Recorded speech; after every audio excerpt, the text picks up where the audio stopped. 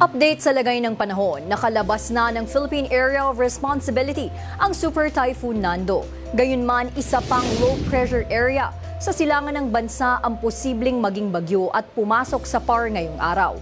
Ito ay may malaking posibilidad na maging bagyo at nasa layong 1,205 kilometers silangan ng Eastern Visayas. At kung maging bagyo ito, ay tatawaging Bagyong Opong. Samantala, nakataas pa rin ang Tropical Cyclone Wind Signal number 2 sa kanlurang bahagi ng Babuyan Islands, hilagang kanlurang bahagi ng Cagayan at Ilocos Norte, habang nasa ilalim pa rin ang Signal number 1 ng Batanes, Abra, Kalinga, Ilocos Sur at iba pa. Pinag-iingat naman ang mga nasa mababang bahagi at malapit sa mga baybayin.